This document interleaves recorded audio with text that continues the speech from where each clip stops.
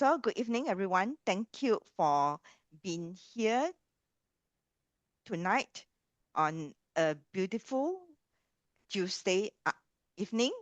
And today is 9th of June, 2026. We are here to talk about the fire horse at the midpoint of 2026, because we have already go into the solar term Mong which is a Jiak Wu Man. So we know that this year is a Peng Wu, means that it's a fire horse year, and now is a wood horse month. Wood horse means that the fire is also um, at its intense peak, because wood create fire. So we have double horse, which is a fire in a fire period, which is period 9 now, and together Peng Wu, which is a fire horse year in 2026, and now in the wood horse month. So this should be the very peak of the fire period in period 9. So there will be a lot of transformation expected. I do not know whether you guys have also personally experienced some of the transformation at your job, in your work, or in your personal life, or things around you, that global trends started to shift very fast. If yes, you can give me a 3 in the chat box. Do y'all feel that things are moving even faster than before? Like in 2020 we already have a transformation, the COVID-19 cases. Now it's even, yeah, thanks Jessie. I think yes, you can feel this year already started with a lot of geopolitical upheavals, waterways, the related to the transportation, related to water related issues, because this year the chart is lack of water. And I've read my 2026 our 2026 astrology and global trends forecast book, which was written last year. You will find that under the industry water, we already stated that there will be chances that disruption in flow of logistic and everything. Therefore, and now we are in the mid-year, and I think it's something that we will need to look at what the stars will review on the second half, and what is PC's studies on the global trends, the research on what the forecast will be on the second half of the year. Okay, yeah.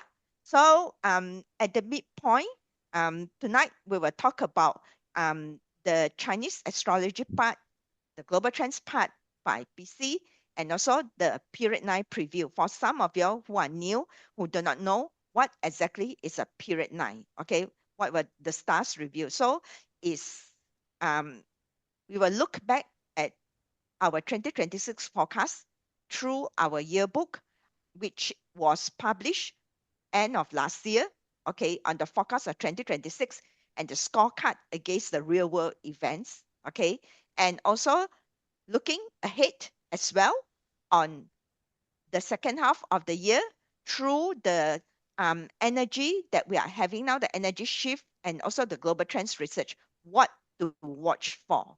And number 3, we will zoom out into a bigger and not 20-year period 9 picture, and why the positioning now is a critical decision.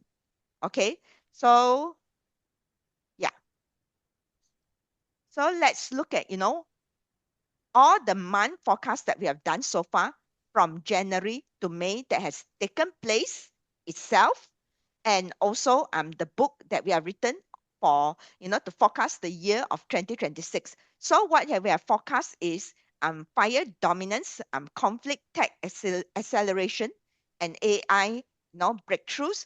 So we can see that this is what the global trends has already unfold. The AI regulatory debates, tech stock surge in the beginning of the year, like AI bubbles, and then multiple regional conflicts like Straits of Hormuz, especially in the Middle East. If you want to revisit those news headlines, you can do so in our YouTube channel or in PC's Rumble channel.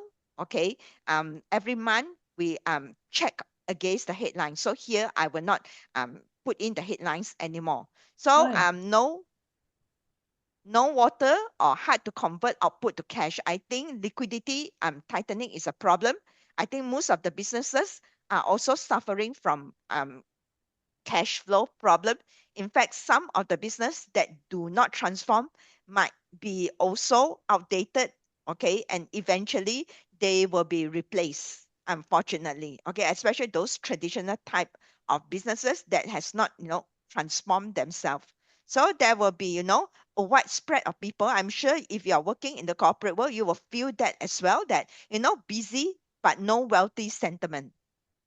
Okay, even the stock market now is down. Is that how you feel now? Yeah, busy because the chart of the 2026 chart, there's a lot of output. That means people will be busy, but the wealth element is not there. So it's the absence of wealth. I think one of the key thing is that no doubt there's a tightening of liquidity in the market. And later, when we talk about the tech sector, you ये हो will गया होना understand in detail. Yeah. But Okay. basically, if you a lot of Wait, commentators Let are me saying just that mute the participants. Hold on for a while. ये mama made it, right? Oh, who is that? That is not mute. Let me mute. Jesse. Okay, hold on for a while. okay, it's done. Jesse. Yeah, it's muted.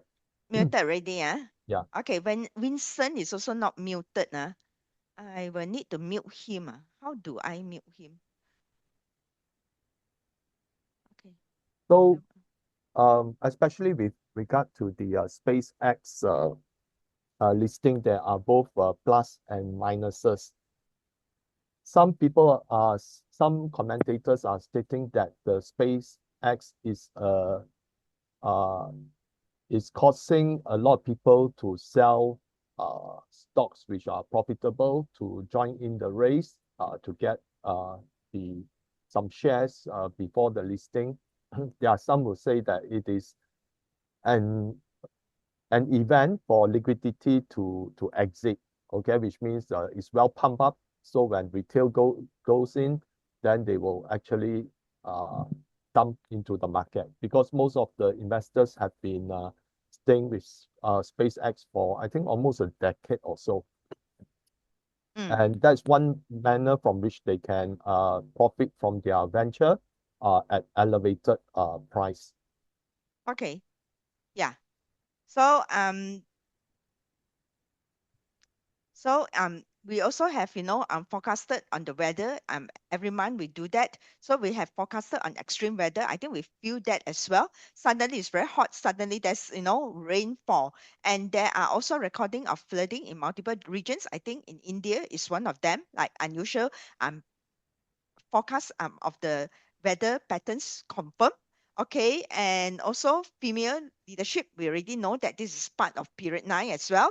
And then precious metal energy sectors that gain attention, especially on the gold and silver. We will not say that trend ups or down, but you can see that suddenly it goes up very high at the beginning of the year, and now it goes down. So it's a significant movement as predicted, because fire will will sort of counter metal. So definitely metal will have a lot of changes. Okay. And then energy price, also there is a volatility continue, like oil prices suddenly has gone up. Okay. Yeah. And these are the 5 pillars that what we have forecasted in the book itself along the trajectory. Okay. Transformation, conflicts, technological acceleration, and also economic fragmentation, social polarization. This is done with our forecast book 2026, and also from month of January to May forecast together. I pump it into the AI, and then we check it against the global trends or the major headlines that's happening. And this is, what we get, the validity score of 84%. Okay, so this is the credibility that we are trying to demonstrate on our platform. So I've also done some diagnostic mapping on what we have predicted, including PC's forecast as well. Not only my one through astrology, his global trends research as well. So we managed to sort of, achieve more or less 90% for technology and AI, because we really look into this very much. I think PC also done a lot of analysis on AI sector and also technology sector through the global trends research. Geopolitics, both of us has done that. Global economy, social, political, financial market, and also climate and natural disasters, which is a bit low, okay, for this one. So this is the whole presentation of what we have done more or less. We on the average we have about 84%, which is quite good. I think nobody can give you 100%. Even the best Chinese astrology or Chinese metaphysics also cannot give you that. Most at the most they can give you is the trend that that is going on, which is quite accurate. Okay, so 8 definitive macro catalysts that have drive. I would like to recap on what are the 8 macro catalysts that have drove the first half of the year. So AI become dominant global investment theme. Okay, and then China also has accelerated. I think every day PC sends some message in the members channel on the breakthrough of China. As I think recently is Huawei on their chips as well. Okay, in semiconductor and AI self-sufficiency, I think China has developed a lot of AI models as well. Like DeepSeek is one of them that is very famous. There are also other models as well. In fact, in the AI race, they almost on par with the US. And then the third quite far behind is from India. Okay, so Iran conflict escalated, as we have seen, that ceasefire and then resume again. Okay, and then BRICS influence has also expanded, where the petro US dollars is being threatened.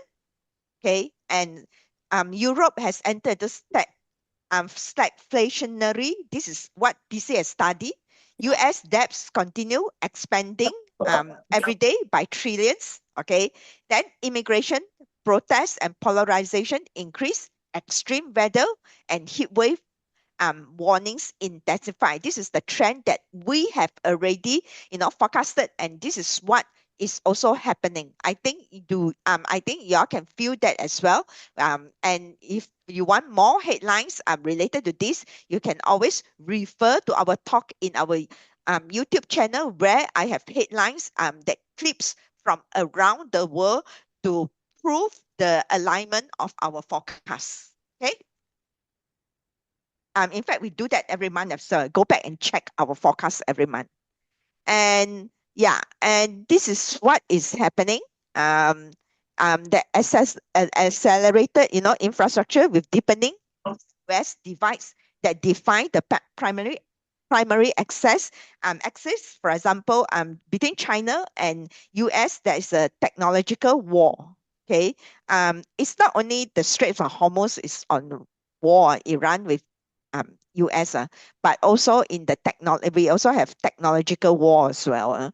So we have, we forecasted that, as AI race accelerates, China, AI expansion is happening, semiconductor, competition and robotics growth as well. So this is, what is actually happening. And then the rising in geopolitics, rising of, military tensions. Iran conflict escalated. We can see that East-West rivalry, Ukraine problem still not resolved. Okay, people has already shifted their attention to the Straits of Hormuz, all the waterways, the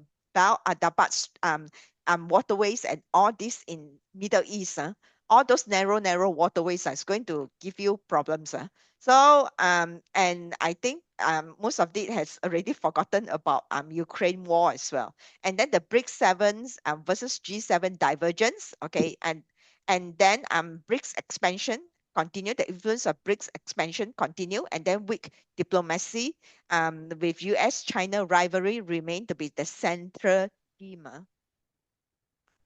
And okay, so the economic stagnation and persistent inflations are reshaping all the traditional markets havens. And you know that most of the businesses that if they don't transform, eventually I think they will face a lot of problem. In fact, a lot of businesses are also facing traditional businesses are also facing a lot of challenges now in period 9. Even those big companies like those multinational companies also has already let me check who has not muted hold on for a while.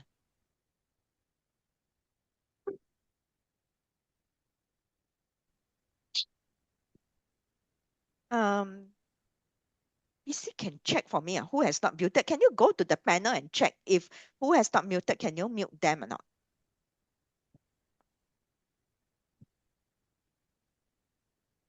Hold on. Okay. Yeah, since you're the co-host, you're able to do that. So we forecasted inflation sticky. I think now it's happening. Debt burdens rising. Okay, and also Europe stagnation. So this one I think it has already aligned to the trends or the current macroeconomic realities. So in the financial market, we talk about gold remain to be important. Okay, although the prices is not stable. I already predicted that the prices is not stable. Even this month also, I already talk about those trends, and stable coin also adoption has accelerated. Okay, so there are luckily, so far we have no major banking crisis yet, but it's pending for the second half of development. Okay, and in terms of social, political, we have immigration protests. We have seen that, growing of polarization and public dissatisfaction, and then the baseline climate will vulnerability of extreme weathers and heat wave warnings intensifying, especially this month. You need to watch out. I already stated in my talk at the beginning of the year that this month the fire is very strong, and whoever has a old power bank at home or those not use electrical appliances that use rechargeable battery, that lithium ion, you need to be careful. Do not store them. I think it's best that you dispose them as soon as possible. Okay. Yeah. So the critical mass that approaches ahead will be the October fire combination. This was written in my book. And then what will the second half holds for us? Potential regime changes, okay, after the geopolitical tension. And then we will have the full year climate disasters impact. And I think expected October will be sort of a combination and initial point for many items, global markets, financial markets, economic trends, geopolitical tensions. Okay. And at the same time, we also have, confirmed escalating risk of environment itself. Okay. With conflicts, technological and economic fragmentation, and social polarization. Okay, so the score, this is how we have already done so far. From now, the first half of the year is 84%. Unfortunately, we expected the projected year-end score will be slightly higher as things unfold. So let's go through the section 2. What do you mean by Peng Wu Ye? Evelyn, Yeah. you need to position the microphone. One of the participants saying that the voice has gone soft. Oh, okay. Maybe you can Yeah. also adjust the volume of your system as well. Okay. Yeah. So in section 2, at the same time, sometimes because your own system, the volume is not high enough as well. So yeah, I will try to position the microphone a bit nearer. Okay, so in section 2, the we will go to the section 2 of the talk now, which is about the Peng Wu year. Peng Wu, what do you mean by that? It's actually 60-year once a cycle. In Chinese astrology, we have stems and branch. There are 12 branches, 10 stems, but the yin and yang will take on 5 each. So that's why we have 60 jiazi or 60 cycle. It started with jia, 甲子, okay, the wood rat is number 1 until the last one is Kui Hai, the water pig. So all this you combine the stem, the 10 stems and the 6 branches for yang and yin. So you will get 60 cycles. So now we are in the fire horse cycles, and always is a repeat of 60 years cycle once. That means it will go back to Jiazi again in 60 years, and it will go back to Peng Wu. So we shall revisit the Peng Wu year in the past as well. What exactly happened? So in 1906, is San Francisco earthquake, the Qing dynasty collapse, and the global financial panic. If you revisit back, you can always revisit back now with AI. Okay, on what's happening. And not these all are thorough research through the help of AI. It's not that I use AI completely, but I have recruit AI as my assistant to help me to do this research, okay, to come up with all these things. So in 1966, we also have Cultural Revolution in China, Vietnam War, and Beatles, global phenomenon. Who knows what Beatle is? You know what Beatle is? That means it could be from my time. I think that time I just born only.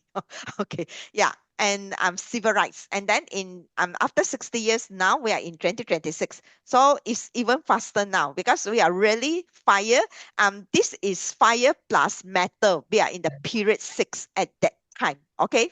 Fire plus metal. It's not so strong. But this one is a fire period 9 plus the fire year. So that's why you can see the acceleration is even much more faster than what you have experienced in the last 120 years. Okay, so we have AI revolution, geopolitical realignment, and then period 9 acceleration. Okay, so we are already in the year 3 because the official period 9 starts in year 2024, but actually it already starts to transform since year 2023 with the conjunction of the planets between Saturn and Jupiter at the time where we have COVID-19. So this is where the fastest the fire burns at its peak. So in the Parts blueprint of 2026, which I have already done the forecast itself. What the chart review is that the year is actually Peng stems, young fire. So it's a sun radiating outward, visible and assertive. You can see that a lot of people wants to be visible. And also the earth branch is a horse, which also contains fire energy. So the whole pillar, we have, those who knows Chinese astrology will know what Peng Wu means. The heavenly stem is fire. The earthly branch is also fire. That means they are supported. And the chart was with 0 water, the Parts chart itself. So you will see itself that the fire is dominant, is transforming everything around you. Wood is supporting the fire. Okay, it's been exhausted. You can see that the agriculture industries will have a problem. The metal has been stressed, means that you see the gold and the silver prices is going to be very volatile. And then the earth is moderate. Okay, it's also not very good for the earth industries. In fact, property market is also quite slow, and the water is absent. Okay, yeah. So means that we will have a lot of the day master was earth in the this year's Li Chun chart. So water is earth, water to earth is wealth. This is not wealth, but in terms of metal, there are some output there. Okay, the output is there, but the discipline is needed to convert the activity into actual wealth. Like for everyone in it impact every one of us in this planet. Okay, right now the wealth is absent. So we have to continue to work. That means continue to produce the output, and then only can pull in the wealth element. That's what you mean. Also, it also you can also put this into the global trends now, where you can see there's a lot of output people trying to do a lot of things, but actually it's not easy to convert into wealth. Just like Trump saying a lot of ceasefire, but then there's no ceasefire, lor. Yeah, that's right. Okay. Yeah. And at the same time, yeah, what the fire horse has been burning, as we says that by elements, we look at it, yeah, AI tech breakthroughs accelerate. There's a lot of AI and tech breakthroughs in semiconductor. Geopolitical conflict escalates. These are all fire elements. Energy sector volatility, okay, especially in petrol, oil and gas sector, okay. And then we also have spirituality. Spirituality is part of the fire elements, and visibility rising. And for wood, we have green ESG sectors facing resistance. Agriculture and food supplies is going to be stressed, especially um, okay, in the Straits of Hormuz itself, where you have the movement of the gas, oil and gas, and then the byproducts as well, phosphate. All these are also used as a fertilizer Sulfur, for actually. huh? Sulfur. Sulfur is more for mineral refineries, right? Phosphate is Uh, more for agriculture Actually, it's because fertilizer. sulfur needs to be synthesized with phosphate to Okay. become fertilizer. Oh, okay. So both are impacted. Yeah. Yeah. Okay. And also because sulfur is also needed for the refinery Yes. process of the gold and silver as well. Okay. Yes. Yeah, that's right. So you can see all the supply chain has been impacted just because of that waterway itself. And and because nowadays the world is in one whole connected supply chain. We are like one whole supply chain itself. If you trace back. Okay, so yeah, so the agriculture and the food supply definitely will be stressed. Creative industries under pressures. Okay, because creativity is also wood, and then traditional media like those paper type newspaper, magazine, and all these are declining. Okay, and then um in metal, banking and finance is under pressure, although there's no big crisis yet. The currency and the precious metals are volatile. Manufacturing headwinds are now started to transform and change. More people are looking into automated manufacturings, and robotics type of manufacturing. Structure systems also change, because metal also represents some systems. Then water is that absence means that diplomacy failures, no consensus, liquidity, are tight in the globally. As I said, wealth, is hard to accumulate, and also there are no like wisdom. Water also represent wisdom in Chinese astrology. So spiritual emptiness is widespread. Okay. Yeah. So we also talk about Mother Earth Oracle, in our 2026 yearbook. By the way, do you have the link for people to download a free chapter of that book or not? PC? Okay. Yeah, you can put that. Those who are interested to get the book, you can also do so. Okay. Yeah. So in the year of the fire horse, I already said that spring and summer bring floods. So literally there are recording of floodings across Southeast Asia, Europe, and also US in spring. In 2026, extreme rainfalls, mudslides, ground instability, and then earthquake risk. Unfortunately, now we have already experienced that as in Indonesia, right? Earthquake. Yeah. Okay, so in the in literary in terms of weather and earth, but in metaphorical on the society, there is social media overwhelm. Don't you think that now we have no social media overwhelm? There's too many informations. We do not know, which one is true, which one is not. And when we do the global trend research, especially PCI, has to go through many social medias, the KOL that he follows, in order to sieve out, in order to filter out what is, what reflects the actual happenings. Okay, sometimes even CNN might not report what exactly is happening. Okay, and then public emotion and anger because of inflations. Emotionally, people, you have too much fire for people. People also tends to be more impatient. When you drive in the road, also you can see a lot of people, driving very impatiently. Okay, then governance breakdowns is too much and too fast. The government is unable to control some of the things, and then the markets is flooded with noise, and also signal become unclear. Yeah. And this year we also have in the chapter 3 of the book, we also have, year hexagram. Means that is 天火同人, means is actually 乾卦 here metal, and this is fire. So it's fellowship with people. What it means is that fire rises to heaven. 乾卦 here, the tree, young line represents 乾.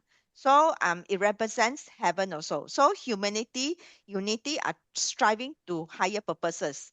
But the fellowship is not blind consensus. Unity is rooted on truth and principles. Okay, so yeah, fellowship, it means that we should have, collective endeavor, strategic unity. But however, it's been threatened.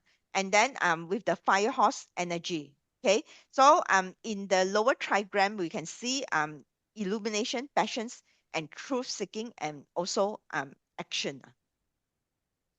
Okay, so what it means here, in terms of the thematic outlook, for hexagram number 33. So in terms of social political, um, the hexagram can be like this. It talk about fellowship, but it can be, another end of, its fracture. Okay, so leadership, legitimacy, is tested. Transparent governments, in fact, gain support, and then there are grassroots coalitions, activists, and youth voices search globally. And coalition are building over confrontations. So the dialogue bridge also becomes divided. Like we have Russia, China, one group, and then US another group. So it's like East and West divided. Okay, then geopolitical trends is also multipolar diplomacy rises with BRICS, ASEAN, African Union, going gain clout. Okay, and collective security of global flashpoints in Taiwan, in Middle East, South China Sea as well. I think we have one incident in the South China Sea recently. Okay, where Indonesia also have some sign something related to the control of the routes, the sea routes in the Straits of Malacca. Then cross-border alliances for AI governance and cyber defenses. Then in economics and markets, we also see the same thing. Local currency, the joint infrastructure, the BRICS local currency trade settlements. There's a lot of things been settled in local currency, like yuan is used to buy Iran oil secretly for many years, and now it's already been exposed. Okay, and then G7 debt fragility contrast. Okay, and this one I think PC has already talked a lot about it, and the shadow side is of this hexagram is that when the fellowship fails, is tribalism and class divides. We can see that the global our geopolitics, the leaders have been divided into multiple factors. Alliances fatigue. That means there's no unity that we can see. And then opportunities, partnerships without shared values. That means people partner for the sake of partnering without sharing the same value. So it will collapse under stress. itself. And those who are in business, this is something that you will need to look into as well. So strategic advice for 2026 is that we need more so to build cross-cultural network trust. Okay, and then avoid those echo chambers. That means avoid the same thing being echo again, the repetitive of this one, then build correlative models successfully. Okay, so like those want to grow the company, maybe merger and acquisition that is done through very strategic kind of planning. Okay, and then track social sentiment signals where they forecast regulatory and market shifts. So yeah. So this one let's not burn apart. That us rise together like phoenix they rise together. So the key takeaway for 2026 is that the channel fire forges durable bonds. Okay, like metal being tempered in heat. So unchecked it will fractures the society. Then since sincere fellowship is needed. So it's tempered by truth and anchor in principles. So this is the key of navigating 2026. So that means, as I stated, there are shadow, this one, there are shadow side of fellowship that fails. So we must have sincere fellowship and act with persistent and discernment. Breakthroughs, we ourselves have to break through our own self as well to see clearly through the heat. Every one of us have to transform, has to learn new skills like AI and all these things in order to transform ourselves collectively. Okay. Yeah. So yeah, so we will go into the June and the second half of the preview here. So now we are at this is called, now we are in the solar term that call mang zhong mong zhong grain in the ear in English. Okay, so yeah, so it's beginning of June 6th, which is the month of the horse. Okay, in June 6th that officially started.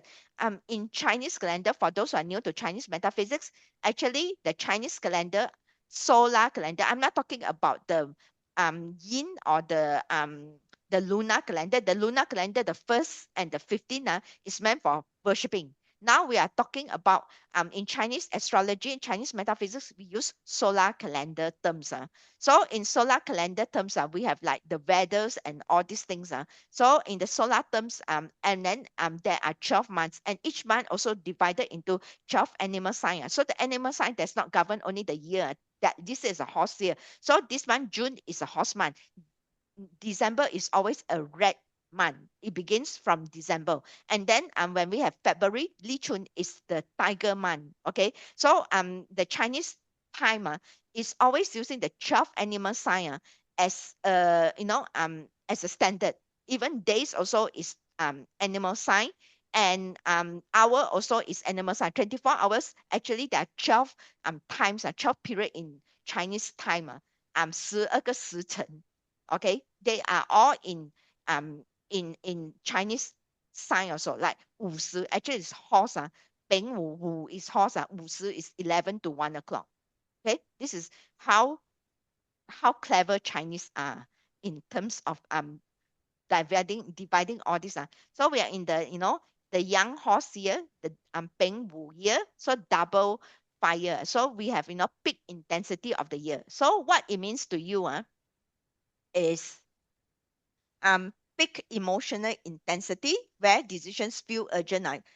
Everything people will push you for decision. Everything is urgent. Okay, then breakthrough is possible. This is the best time for us to break through, even spirituality, or even in terms of spiritual, because fire means spiritual breakthrough as well. Okay, and fire creates sudden clarity. Suddenly, if you know how to make use of the fire energy, so it will create fire. That's why Chinese metaphysics become even stronger. Feng Shui, all this becomes stronger in period 9, because all these Chinese metaphysics practice are all fire. So it's accelerated with the fire 9 energy. So much so. That's why you can see that like people wanted to look into their own destiny, want to look into understanding themselves. This is part of spirituality. Okay, and if and feng shui of your house also will be very much accelerated as well. Okay, later on, you stay back. At the end of the day, I will give you some feng shui tips for you to navigate through this month especially. So rash move are costly, so we must, everyone is moving like, without thinking. Okay, because of the fire, so we ourselves have to have wisdom. The water is important to balance out the chart. That's why we have to have wisdom to avoid the move. So we have to plan and strategically. Okay, this is how you navigate the year. Okay, geopolitical, not that everyone rush, you also rush in. Okay, so geopolitical um conflict heighten. Okay, with risk window, then business those that are visible, they will search. Okay, and you will see that competitions also heats up. Personal, we will seek for spiritual seeking, intensifies because of this fire energy. Okay, and the roads ahead, the three pivotal months that I have already, sort of identified, through the energy of Chinese astrology and through the party chart of the solar terms itself. Number one is July in Ji Wei month. July will be now is in the goat month. Okay, the wood fire intensify actually is yin it's a yin wood. There's a mistake here. Okay, so agriculture, food resources will be in focus, and then we have the rooster month that it clashes the fire.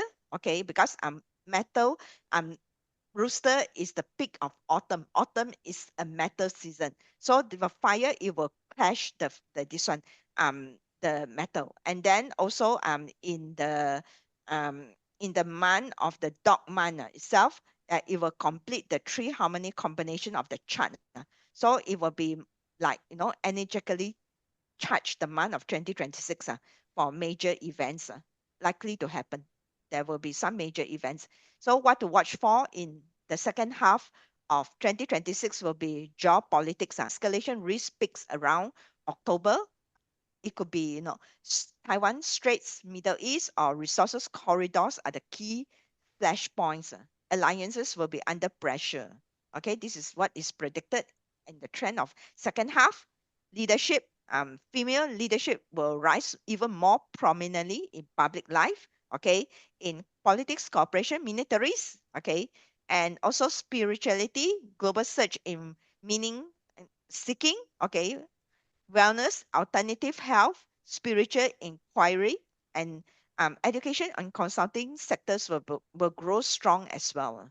Then AI and tech. So AI governance will be a flashpoint because there's so many AIs that's going on that without much governance. So right now, I think it's time that there will be a lot of companies will start to put in the governance process as well.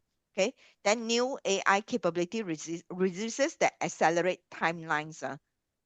Okay, and then the markets itself, precious metal continue to be in focus. Currency volatility, defensive sectors will outperform. So October will likely to bring a significant market event. Then flood risk extends into summer. Okay, now we are in summer month.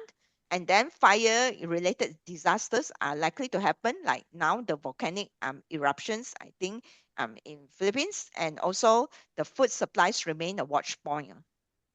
Okay,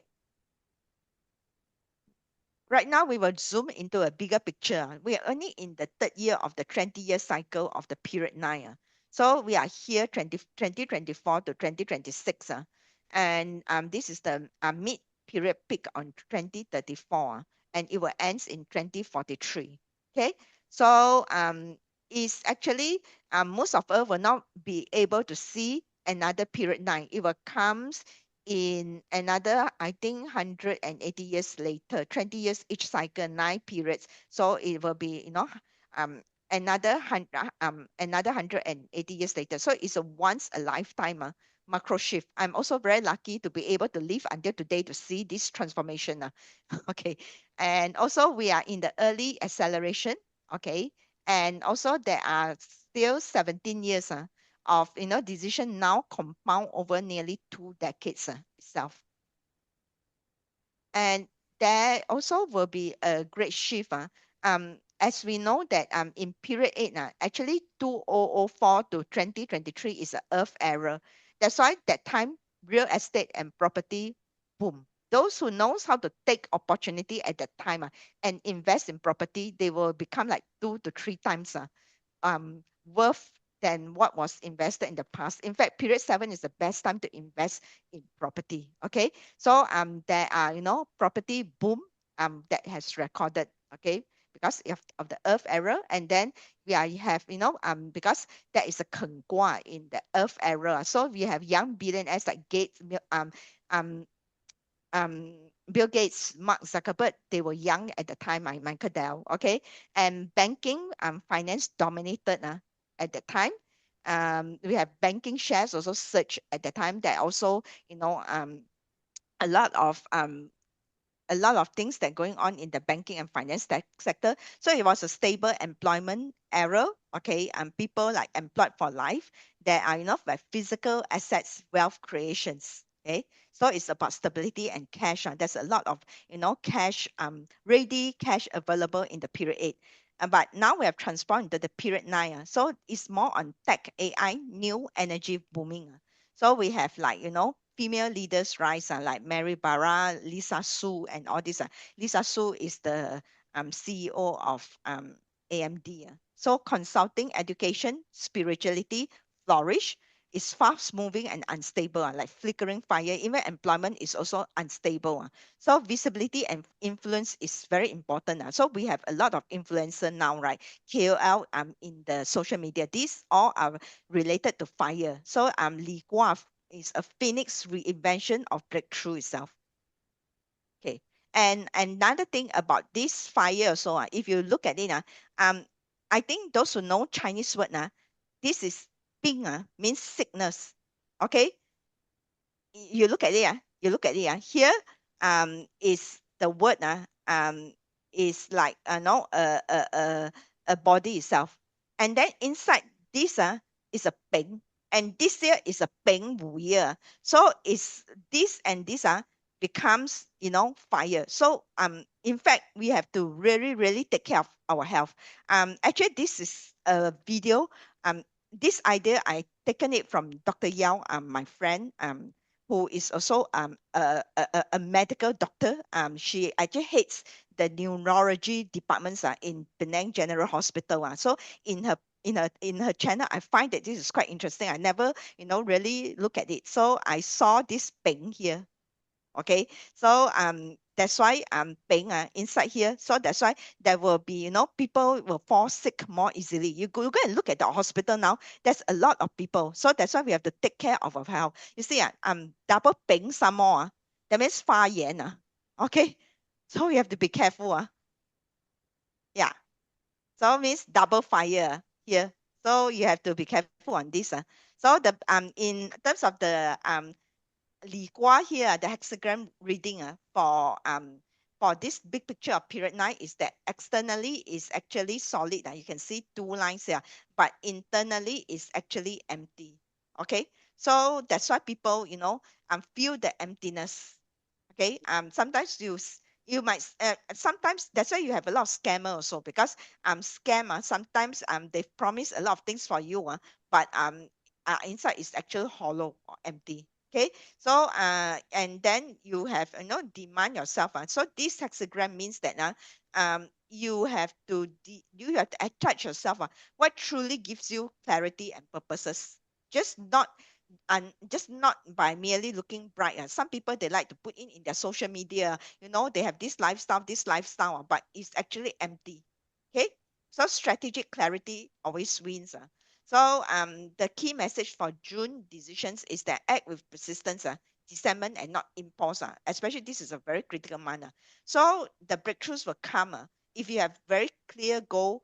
You will see yourself clearly what is your purpose, and you will be able to navigate those heat and noise at the same time.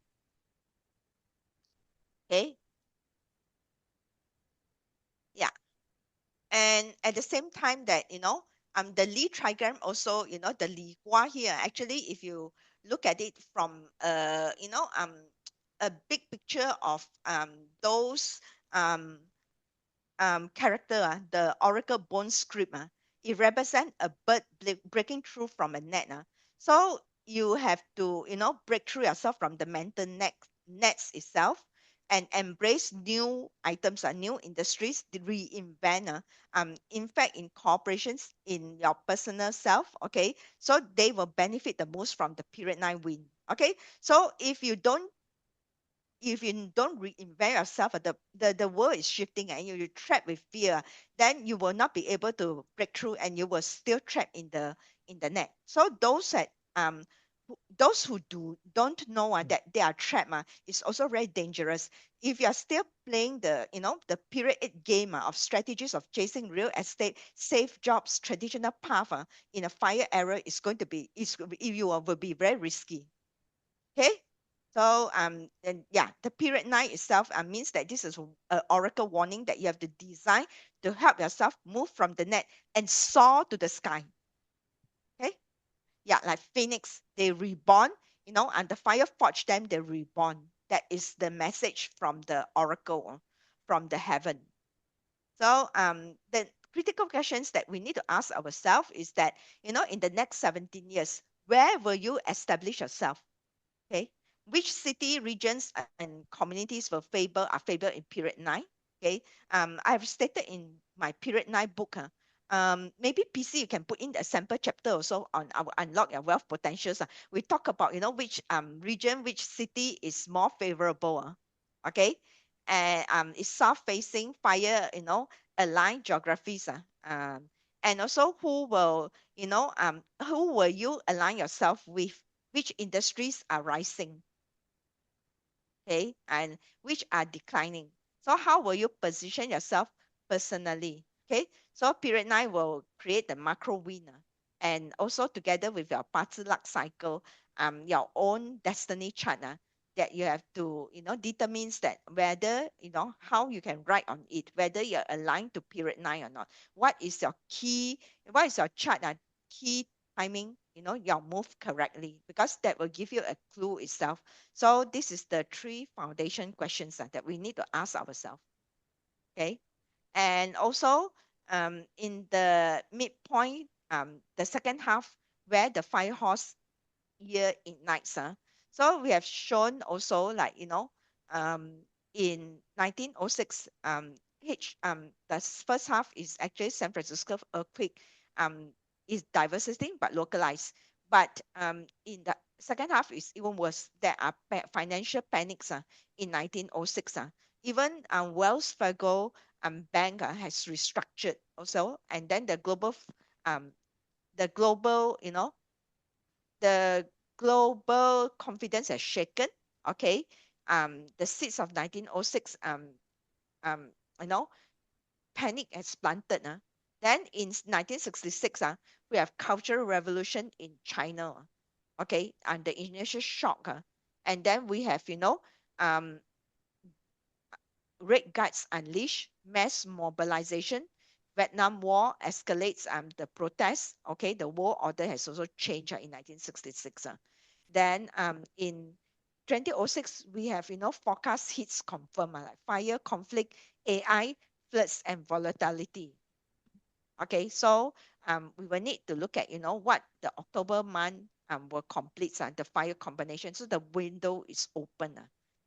Okay, so we are standing exactly in the midpoint. The question is not whether the second half of the year, whether will bring the transformation. It definitely will bring the transformation, but are you ready? That is the next question that you need to ask. Okay, so I think we will need to go to PC section. Yeah, Okay, Evelyn, over to you. maybe you can put the download free chapter link, because apparently my link no longer works for Okay, the unlock yeah. your wealth potential. Okay. So let me stop share. You go ahead and do your this one. Let me Okay. put in the free chapter download.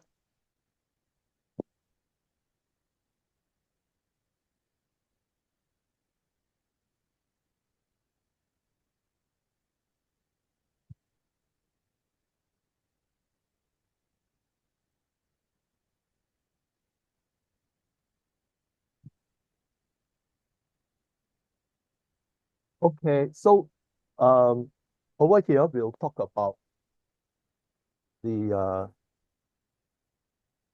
business climate on the economy.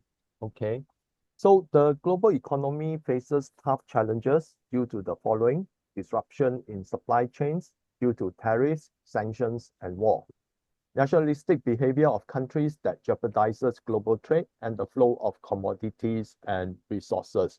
And right now, Indonesia has actually prevent the export of critical minerals to the global market because they want to encourage their own industrialization. And this will, in fact, would actually result in more pressure on the global supply chain.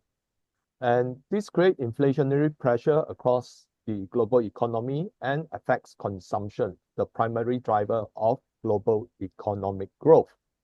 So when inflation seeps in, the first thing that most people would do is prioritize their consumption. And even if we look at, China, even though China's GDP has been growing steadily, but recent months has shown that consumption has actually gone down.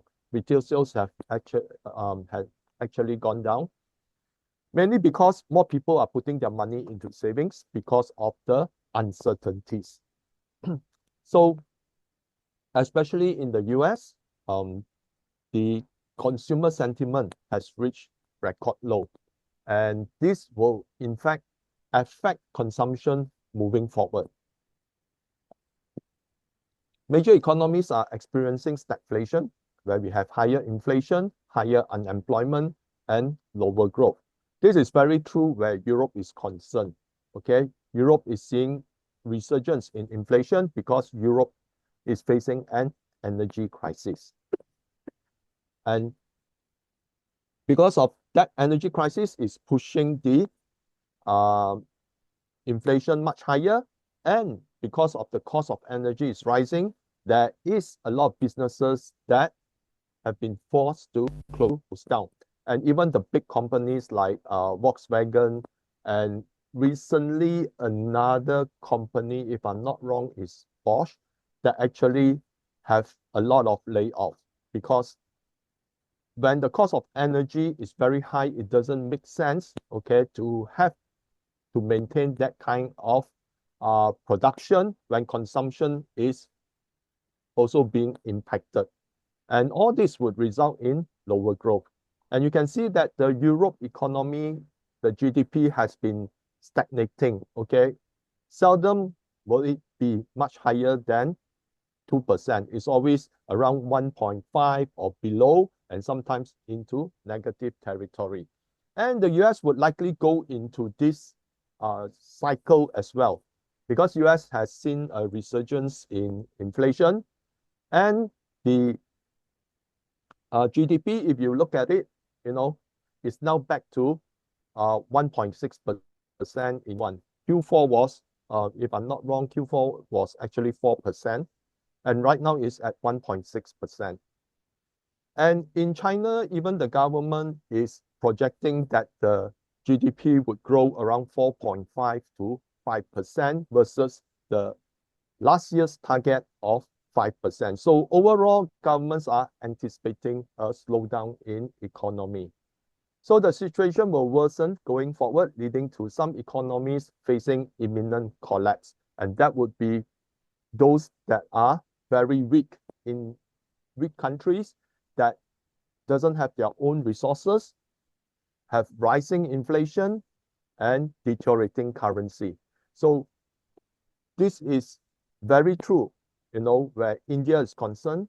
Okay, India is seeing that the rupee has fallen to record low, and its economy, although show that it's growing at very high level, 7 to 8%, but the distribution of wealth is only among the top few percent. Okay, the few families actually own about more than 70% of the Indian economy, but most of the people they won't feel the economic benefit.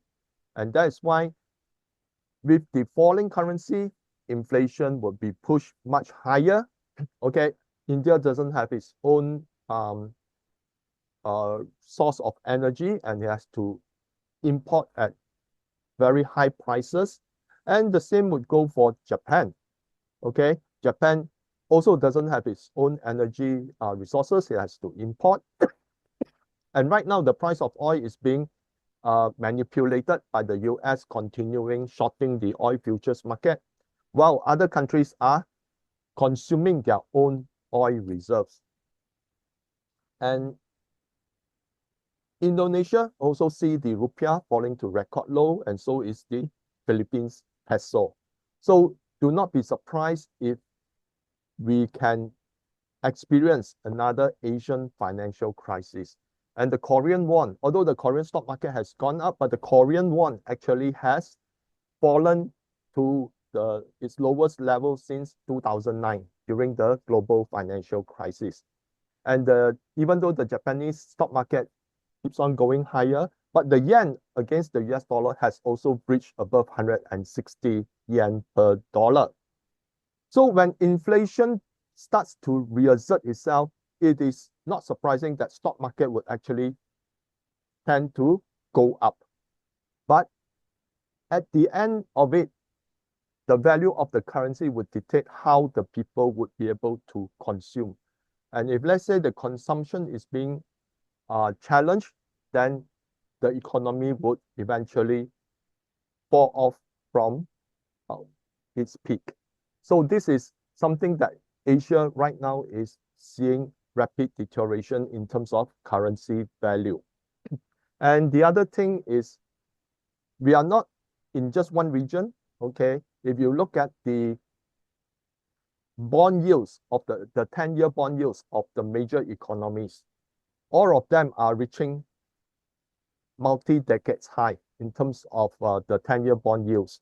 And that goes to show that investors have no confidence in governments being able to fund their, keep the funding going, and that they are demanding higher yields in return for lending the government money.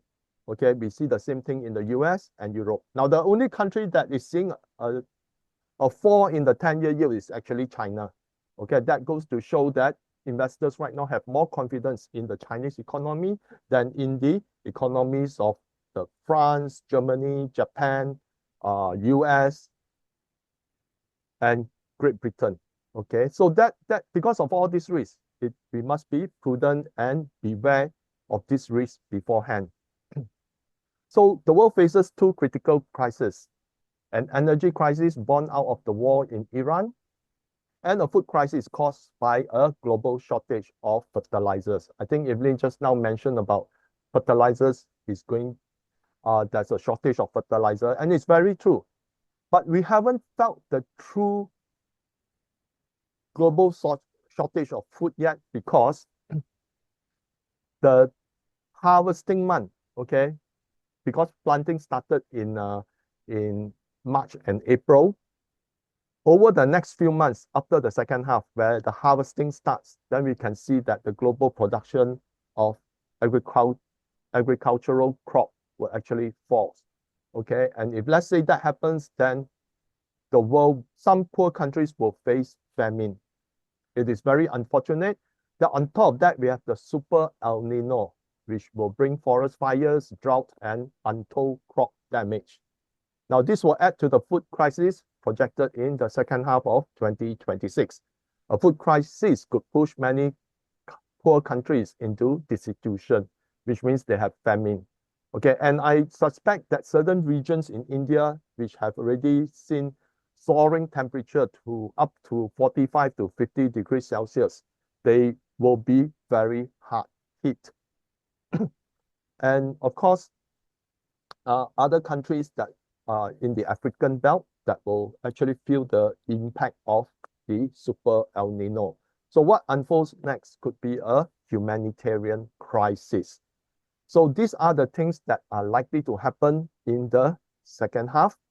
Okay, we have energy crisis that will actually snowball. All this while, energy is being kept down because the US government continue to short the oil futures market. And that is the reason why its strategic petroleum reserve has been falling down drastically, because once they short, people buy, people want delivery, okay, then they have to fulfill that delivery. So in terms of business climate in finance, central banks are in a bind due to overwhelming debt in the system. Total global debt is at 353 trillion, or 305% of global GDP. That means that governments will never be able to repay their debt in full, because they will just keep on refinancing it. But what happens right now is that the borrowing costs have actually escalated. That means that every debt that is being refinanced will be refinanced at a much higher cost compared to past few years. So government bond yields are spiking due to the loss of confidence in governments to manage their public debt. This leads to high borrowing costs for governments to refinance their debt or seek funding to arrest the decline in their economies, which means if the decline really happens, the governments would be in a very difficult situation. And what likely would be their way out, okay, would be more money printing, because that's what governments always do. So the only way out of this predicament is to raise interest rates and cut spending, but this could sink the economy into a recession. At the current state of the stock market, any major rate hikes would tank the market as investors run for the exit. Trillions could be lost. So we are now entering a situation whereby government financing becomes a burden, costs are escalating, and debt is escalating upwards. And the only way out, okay, assuming that the economy goes into turmoil because of higher inflation, governments would just have to print a lot of money, do a massive QE, buy back all the bonds to bring down the yields. Okay, but this would create even higher inflation. So there's nothing that they can do, okay, that will restore back the confidence of investors in the bond market. So that is why central banks will lose the war against inflation, because they cannot stomach the losses. So for example, Japan, inflation has been rising, the bond yields have been rising, but you see the BOJ not doing much, because all they talk about is, a lot of narrative. Do not be so confident that the BOJ would not take action. Okay, they come up with this kind of narrative. The BOJ is watching the forex market, but nothing gets done. Okay, so every time they come up with a narrative, the yen appreciate a bit, but then it starts to fall again because nothing concrete is done. Central banks are very, very afraid of the outcome of the current economic situation. So if you look at it, with government bonds deep underwater, the only asset that still holds its own in central banks' balance sheet is gold. Now, for those who are unaware, central banks hold monetary reserves, whether in US dollar or euro, in terms of the euro or Japanese yen, but they just don't keep the cash. A lot of all these monetary assets are being invested in government bonds. Okay, for example, let's say Malaysia holds the US dollar in US Treasury. But if you look at it, the ringgit has appreciated against the US dollar. So right now, the Treasury bond that they used to buy, okay, is worth less in terms of ringgit. Previously, they bought, it cost more. Not only that, the yen, the yield has gone up, which means the value of the bond in US dollar terms have also actually gone down. So it becomes a double whammy. Monetary value in US dollar falls, the value of the bond falls. So that's why central banks right now are in a difficult situation. Okay. And this chart shows that central banks are increasingly bullish on gold versus the US dollar, okay, where gold, for the first time in many decades, have exceeded US dollar reserves. Okay. So why central banks are going for gold? Because gold is the only pristine asset that doesn't have any liability. Okay, it is free of liabilities. And if the value of currency falls, the value of gold would actually accelerate. Okay, and this indicates that central banks are skeptical of the US dollar maintaining its global hegemony, thus the need to diversify to the only risk-free asset, which is gold. So recently, there's been a lot of talk that the only way that the central banks can redeem their balance sheet back into a better state would be a gold revaluation. Okay, it allows central banks to wipe off trillions in debt, and this could be the most important event in the future. And this is not something that comes out from my own thinking, but there are a lot of analysts, especially in the financial sector, that has been starting to ask questions whether a gold revaluation will actually help save the central bank's balance sheets. And even central banks governors are also putting opinion pieces in their respective countries' newspapers.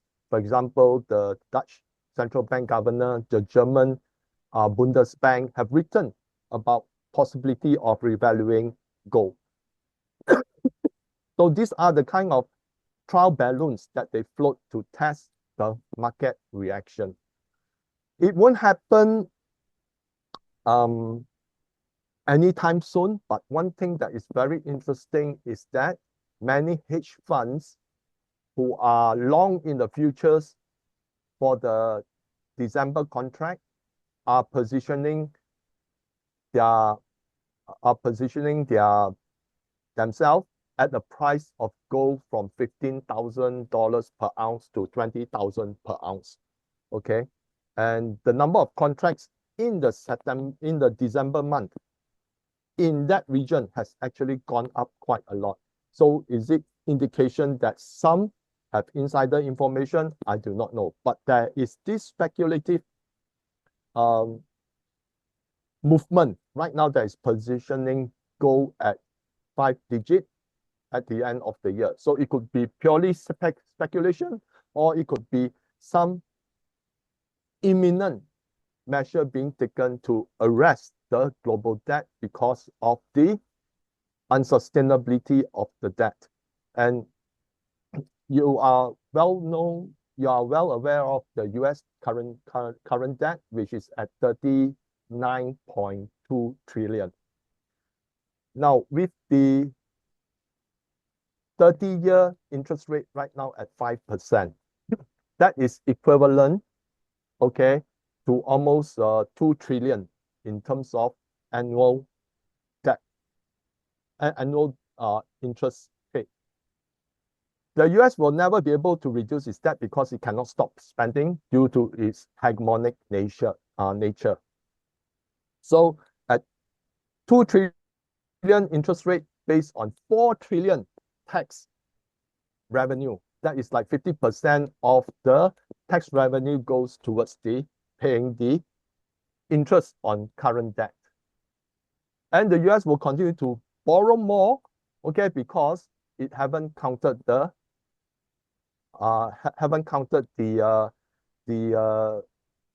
other unfunded liabilities like social security and Medicaid. If we count those, then the US government debt to GDP level would be several times much higher.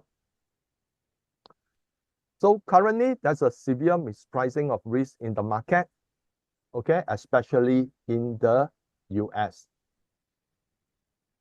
The private credit crisis and commercial real estate crisis are ongoing. Now, for those who are unaware what private credit is, these are listed companies that provide the funding, okay, in a private manner that is issued to borrowers who wants to have a immediate credit line in AI infrastructure built out. So what happened is that these private credit companies provide the credit line, but the interest rate is extremely high, normally around 8 to 10%.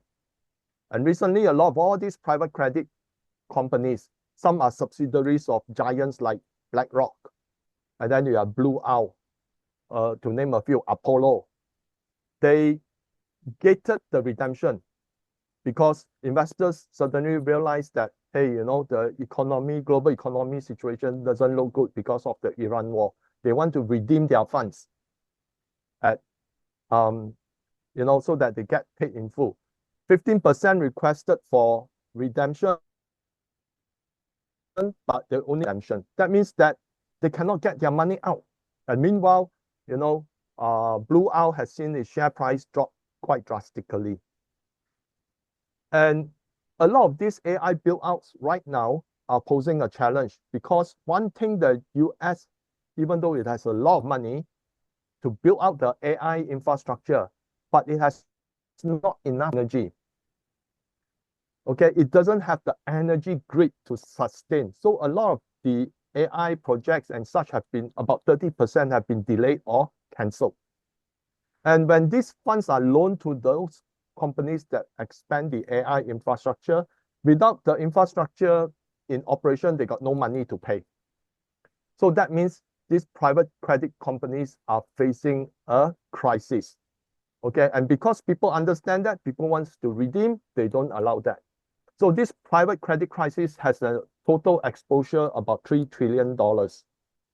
And we all know that the commercial real estate crisis is already ongoing in US because of the rise in interest rate, where previous commercial real estate borrow at near zero, borrow at the range bound of 0 to 1% during the Fed time, more than 10 years ago. Right now, they have to refinance, but refinance at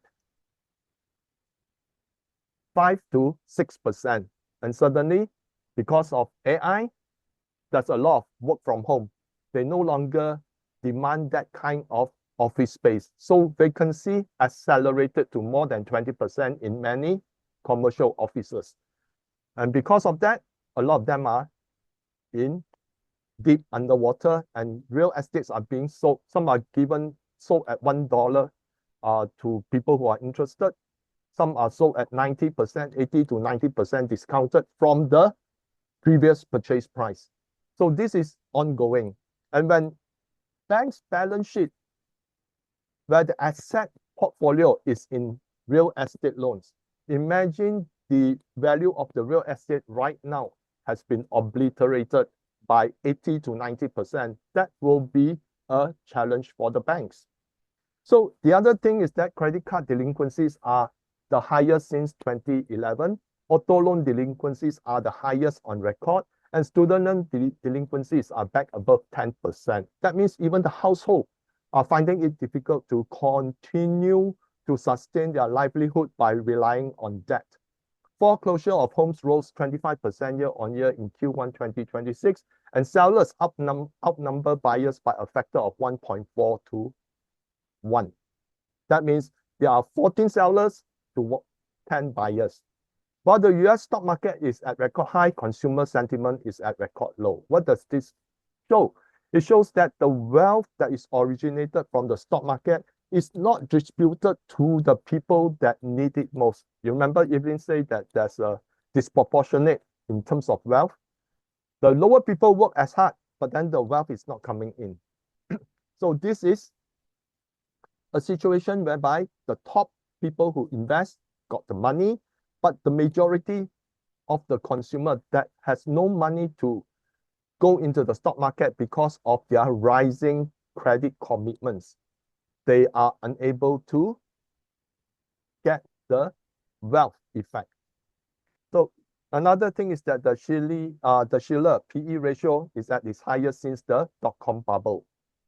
Buffett's market cap to GDP is flashing rate at 230.7%. In fact, over the last few days, it has risen to 238%.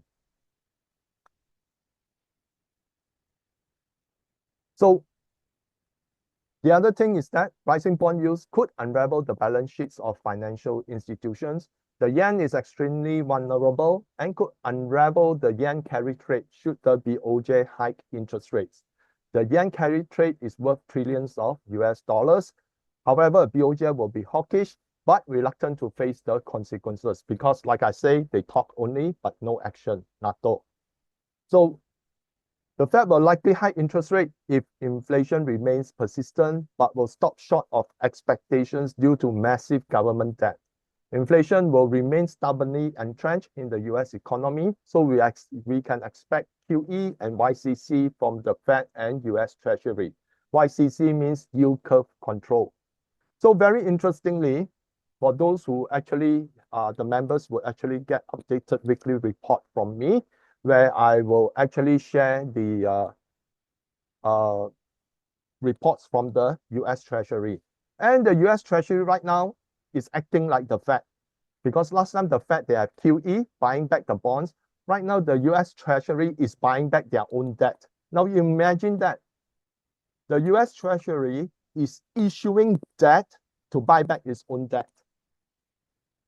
You know, that is very, that is like you're doing something for the sake of doing something, okay? Because there's no way that they can bring the yields down except by spending more money to buy back the debt to force the yield down so that it lowers the borrowing cost. But the more that they do it, the higher the debt will roll and the more investors will be disgruntled by this kind of experiment. And therefore, they will require even a much higher yield for them to continue to invest in US Treasuries. So ECB will hike interest rate, but will also stop short of expectations. Inflation will remain entrenched, and at the Fed, it will resort to QE and YCC. Because none of them can pay back the debt in full. And all the while, it has been central banks like the Fed, BOJ, ECB, you know, they have been driving the low interest rate to get themselves out of every economic problem. So PBOC does not face the same issues as Chinese bond yields remain extremely low versus peers. It's only about 1%. Okay, a financial Armageddon is on the cards unless central banks reboot the entire financial system. Now, just now you can hear that Evelyn did mention that there could be a financial reorganization. Some people call it a financial reset. How it is, we don't know. Okay. So in terms of geopolitics, many political upheavals are expected, and this could change the dynamics of geopolitical maneuvering in certain regions. US midterm elections will be the focal point in second half of 2026. The Republicans could lose both the House and Senate. Should it happen, then Trump would likely be impeached. The Iran war will likely last until the US capitulates or withdraw from the Middle East. The US is expected to start new wars in Latin America to seize control of the region and mark it as its sphere of influence. Latin America will be thrown into chaos. Tension between EU and Russia will escalate and some skirmishes could happen. Tension between China, Japan, and Philippines will likely escalate as the US seeks partners to contain China while it focuses on Latin America. Trade tension will remain, especially EU-China and US-China. BRICS increasingly plays an important role in facilitating trade. More countries seek de-dollarization, which means trading among themselves in local currencies. Now, sometimes you can see people coming up with charts stating that, no, it's not true. The SWIFT trade currencies in use show that US dollar is dominant. Okay, China just account for a few percentages. So they like to use the SWIFT chart. But for countries that seek de-dollarization, it has very little to do with the SWIFT chart. Okay, the Chinese have their own trade settlement system that is done through the cross-border international payment system, or CIPS chips. Russia has their own cross-border border trade settlement platform. Iran also has their own. India also have their own. So all these countries, they are trading among themselves using external platforms that are not related to SWIFT. So that can be very misleading if somehow you find that, hey, how come China say it has, China is the world's largest trading partner among all the countries. Why is it that it's still a few percentage in terms of renminbi being used internationally? So a lot of it is being done through a different platform. So new waves of nationalism could hamper business entities, and protectionism could hamper growth. So these are something that will be a challenge for those people in the business communities, because they have previously, they just have to deal with the opposition, with their trade partners. But right now you have to throw in sanctions, government control, government trade rules, so many things to actually, overcome. It becomes, the business suddenly is filled with a lot of landmines. And that is why all these are being used to impede trade and will actually hamper growth. Many countries will experience internal turmoil resulting in the change of governments. The business climate becomes increasingly challenging. However, ASEAN should see stability amid the expected global turmoil in a way that it also depends on the spillover effect. So if, let's say, internally, the primary ASEAN partners like Thailand, Malaysia, Singapore remains stable together with Vietnam, then there could be some stability. But we know that the Philippines is very vulnerable. And right now, Indonesia, which is one of the largest economy among the ASEAN countries, could also see some problems because of its fast depreciating rupiah. Then the ASEAN stability could be challenged. So a lot of it would depend on how the people would want to stand in and try to change the government policy. Okay, and that means that Indonesia could see a resurgence of people that would wants to demand the government to make changes.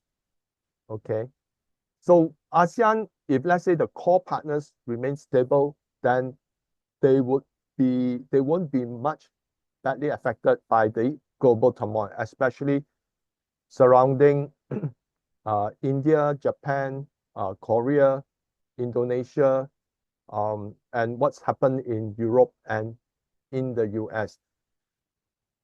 I wouldn't say that ASEAN would not have similar repercussion, because ASEAN is still a trading partner to the entire world. And whoever sneezes substantially will also affect ASEAN. But I'm looking more in terms of political stability, as well as some government fiscal stimulus to actually help to maintain the economy trajectory. So in terms of investment climate in the commodity sector, the other time the world experienced a similar event was during the 1971 to 1980 period, which saw the OPEC crisis and the Iran-Iraq war. During that specific period, the commodity sector outperformed the major indices. This time is much worse. The blockade of Strait of Hormuz at 20% of global oil shipments. We are also sitting on massive government debt, which can never be repaid. Now, for those who are unaware, the OPEC crisis only affects 4% of global oil supply. But right now, Strait of Hormuz is 20%. And if, let's say, Iran has mentioned that they will control the Red Sea by controlling the Bab el-Mandab Strait, that itself would contribute another 12% of global oil supply, altogether 32%. So oil price will remain elevated. Energy demand will push energy-related commodities to outperform. So right now, a lot of the oil price is being managed by a lot of countries consuming their own reserves. And many of these reserves, according to executives from Exxon and Chevron, will actually start to show cracks by middle of this month. So if they start to ramp up their import, then the price of oil will actually go up. So energy-related commodities that will outperform would be something like coal, because coal is still the cheapest form of energy. As energy is key to unlocking mineral resources, the disruption in supply will result in higher prices needed to mine the minerals. So sometimes when, let's say in Chinese astrology, we can say that there's disruption, there'll be less mineral activities, metal activities, yes. But it may also doesn't mean that lack of mineral activity, metal activities would result in lower metal prices.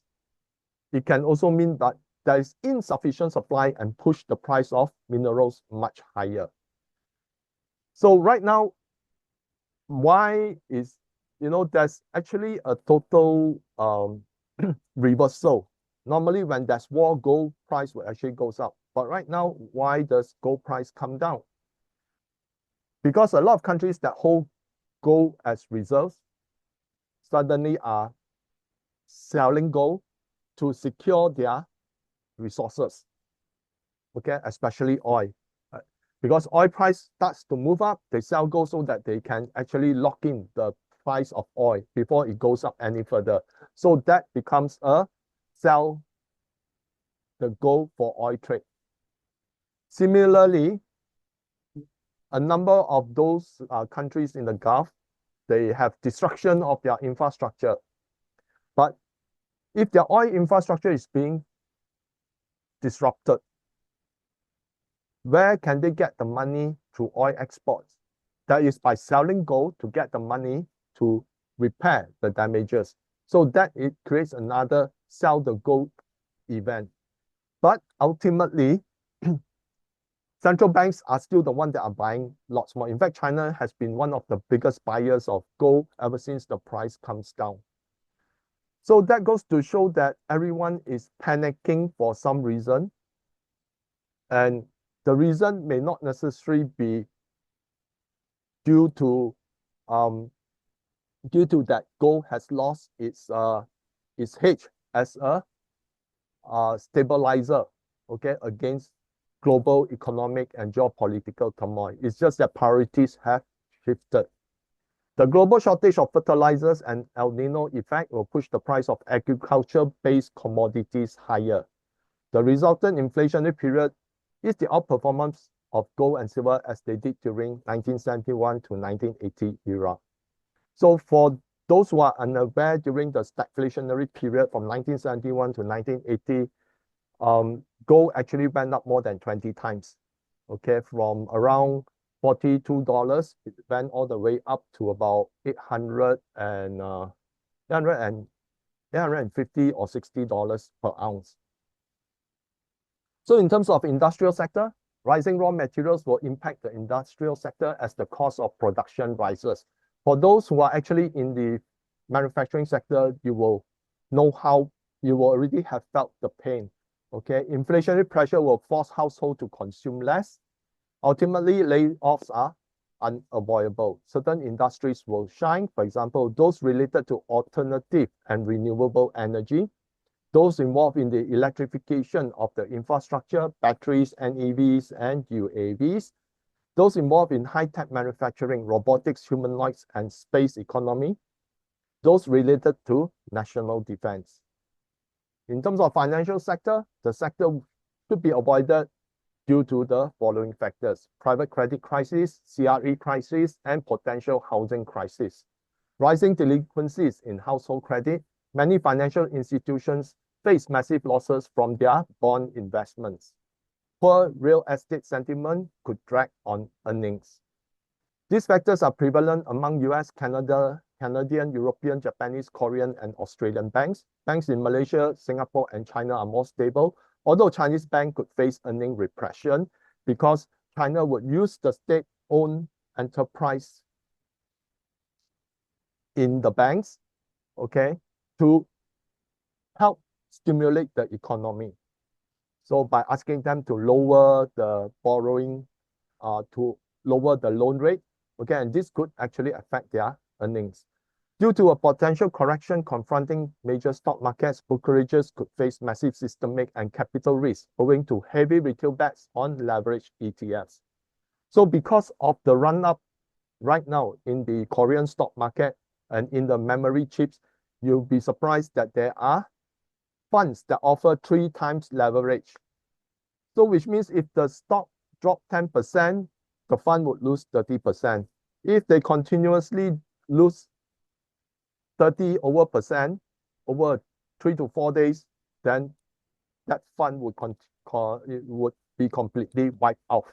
Okay, so because there are so many leverage bets right now, and at the moment where the margin debt, which means you use your positions in the stock market to request more borrowing to invest in the stock market, that's called margin debt, has also gone into record highs in multiple stock exchanges around the world. Real estate sector, this sector should be avoided.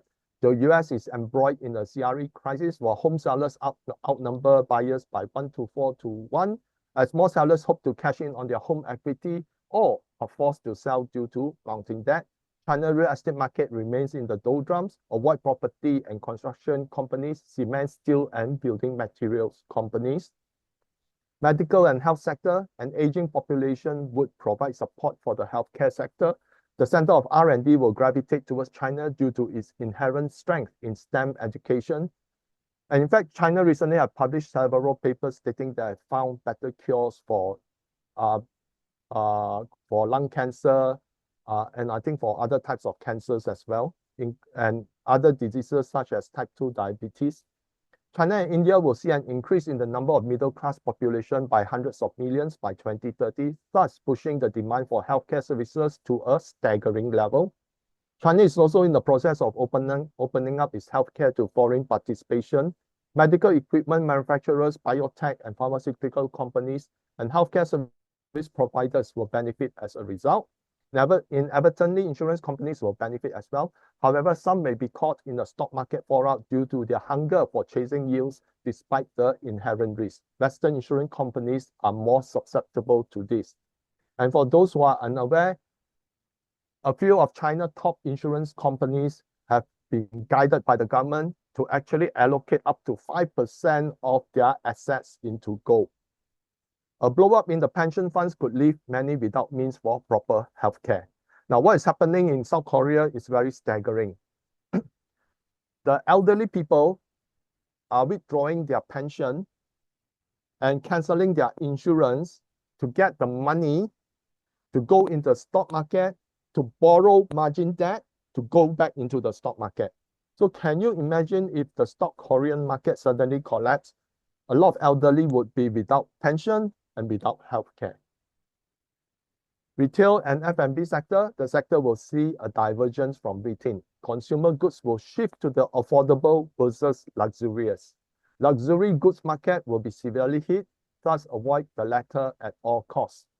Online purchases will continue to dominate. In China, homegrown brands will be the more affordable option for many consumers. The expected high food costs in the coming months will hit the fine dining market. Competition will be keen, with the fine dining market offering discounts to compete with the mass market. Companies with massive brand awareness and outlet distribution will gain the foot traffic. China will be the focal point as government has targeted sports and catering as the main drivers for the service industry growth. Now, AI, chips, and data centers. This sector has entered into bubble territory. Part of the massive rally has been driven by round tripping. Michael Burry has written extensively on the subject. So what does it mean, round tripping? This chart shows you all. Okay, NVIDIA put money into OpenAI, then OpenAI used the money to buy back NVIDIA chips. It's as simple as that. Okay, so NVIDIA started, if I'm not wrong, they started CoreWeave, give the money to start CoreWeave, then CoreWeave used the money to buy NVIDIA chips. So that is what Michael Burry means by round tripping. Everyone is round tripping each other.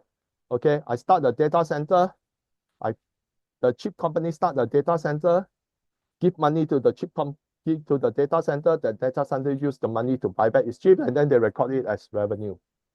Okay, invariably the bubble will pop, especially right now because of the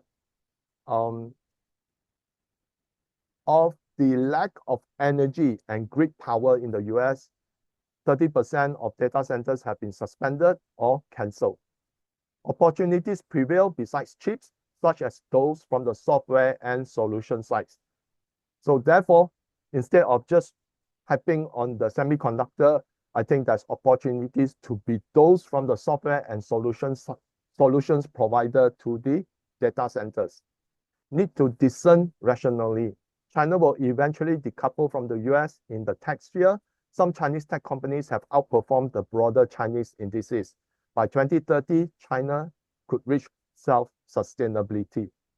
So while the US say they have those 10 or 20 baggers here, just for your information, a Chinese AI chip company, Cambricon, used to be around 90 renminbi per share.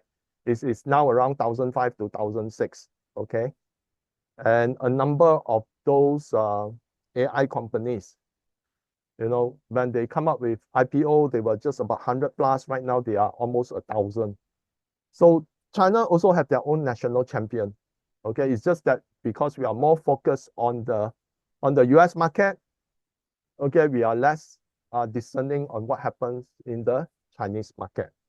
So Evelyn, back to you. Yeah, okay. So let me share. You stop share, busy. Yeah.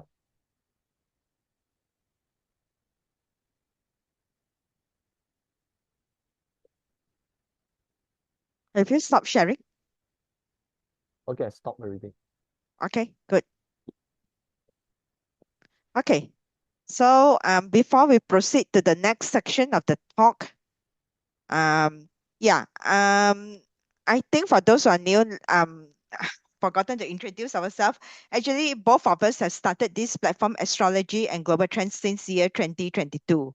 And we have deployed two methods, Chinese astrology and trend research, to forecast on the global trends research. So our forecast is aligned to the planetary energy fields and trend research. And we have already, just now, as you say, we have already proven of more than 80% accuracy to help, you know, our members to make profitable investment decision, because we know that investment is very much related to global trends itself.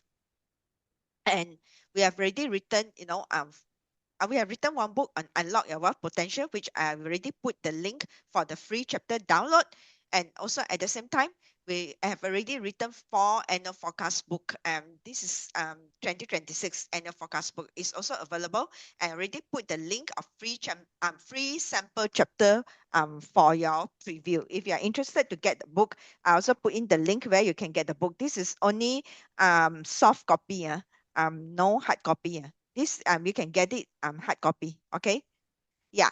So before we close, y'all stay until the end. I have free gift for y'all. Feng Shui tips for second half or the June 2026. Okay, the key sectors to enhance in June, and also simple adjustment in wealth, for wealth and clarity. And then I have the Heavenly Pardon Day for this year in July. What are the dates and the powerful manifestation date for you all as well? Okay, coming shortly.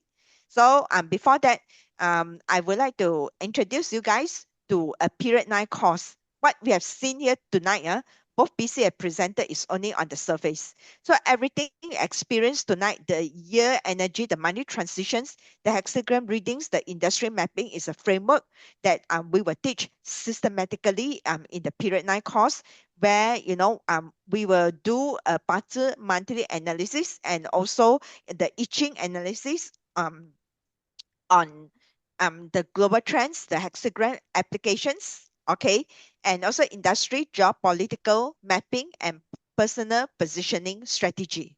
And this is the module that we will teach. This is a 2-day course, expected to be on 4th and 5th of July, 10 a.m. to 5 p.m. So day 1 will be focused more on Chinese astrology, where I will put in the framework of the clock of civilizations using the I Ching framework, okay, the I Ching framework on the world order, okay, and module 2 is about period 9 civilizations. Actually, this is the 3rd year we taught the course, and this year I've already revamped most of the module as well. It will be changed, and we will look into the changes in the next 5 years on the macro trends that we expect. And then module 3 on the crimson horse. Right now we are in the crimson horse and red ship calamity. So we are looking into the historical perils and what to expect also in these 2 years, because these 2 years are the fire years where the transformation happened the most. And module 4, we will look into your own personal wealth code for period 9, how you can align yourself in terms of parzi. I will teach you how to read a parzi, whether it's aligned to period 9, and what are the things that you can, do. Some of the feng shui and then qimeng for personal agency to tap on the period 9 energy, okay, to enhance your energy. So on day 2, it will be PC's it will PC's module. PC, can you explain the module a bit? Yeah. So module 5, we go on a brief of economy, finance, and geopolitics and the direction that they are heading. Just now I share is only just the gist, but module 5, you see more hard evidence via charts and also historical trends. Okay. So we will focus on sectors that will be provide opportunity for investors, okay, to look into the sectors that will thrive in the coming few years. So we will look at commodity sector, industrial sector, financial sector, medical and healthcare sector, retail and F&B sector, AI chips and data centers.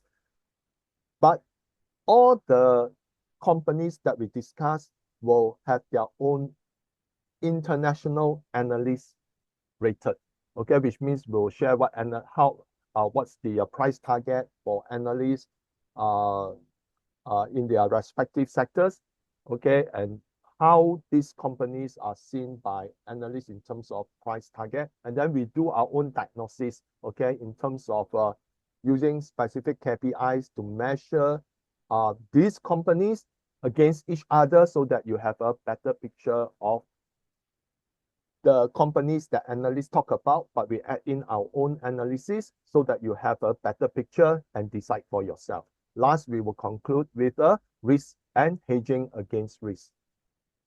Yeah, means that in here we will disclose what the company that is studied. By the way, PC is actually investment guru. He has appeared in several talks in Bursa, in KC Lau's platform. Okay, they are the founder of what's the Met investment strategy as well. Okay. Yeah. And he has already a proven track records of over more than 10 years in this area. Okay. So who's this course is for? Is for our monthly forecast followers that you have joined our monthly talk. So you want to go deeper beyond the monthly updates.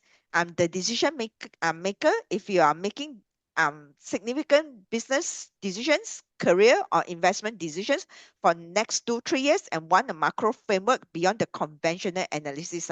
Because this is a combination of, Chinese metaphysics and trend research. Unlike, most of the investment guru where they only do trend research, we combine it with Chinese astrology. So it will be, very, very much more risk reduced and much more accurate, okay, in terms of giving you the ideas on how you are going to a direction for you to invest. Okay, so it's also for those seeker of the map. You sense the world is fundamentally shifting. You want more, more news, more than news headlines, then this is where you should be. Okay, you want a structured lens to understand where things are going and why. Okay, so if you are, in this group, I think this course is built for you.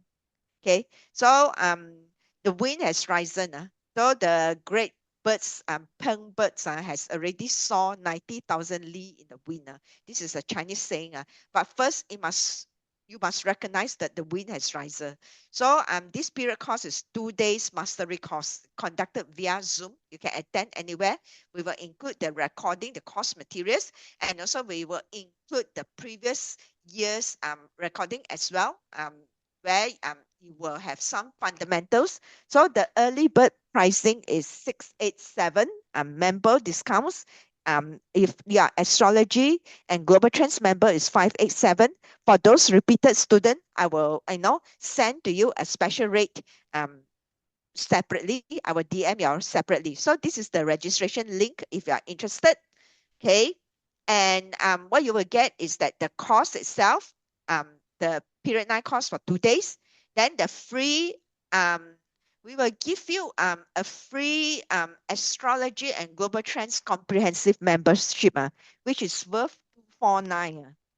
Okay, if at 687, and free how to pick, quality stock, and also free recording of 2025 period 9 course. Okay, this is a video free on how to pick, because normally those who want to invest in stock market, they do not know how to invest. And our stock market is not only focused on Malaysian market. We focus on more international markets where you will gain better leverage. Okay, some of our members have made like 200 to 300 percent profits for some of the stock companies that we have shared as well. So all these are at 687. Okay, so I think if not, then you will join us as yeah, anyway, this course has already include the membership. Okay, so the membership actually is worth 179, so it's really very worth it in terms of this one. So yeah, I will give you all about 3 minutes. I think BC has have already shared the link. Okay, to consider on this course itself. Yeah. So next is that we will go to the last section of this talk here. So we'll talk about first of all in the month of June to July. These if you want to do house renovation, better be careful. These are all no touch sectors of the house. South and also from northeast 1 to northwest 3.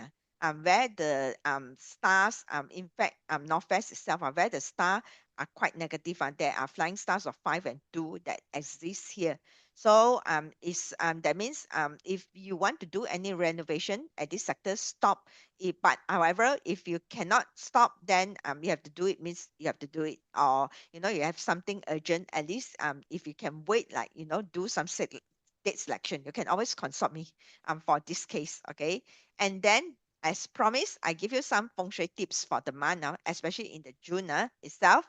Okay, so here 11th of June, you can actually activate now at 3:38 p.m. You can activate your center part of your house. Very simple.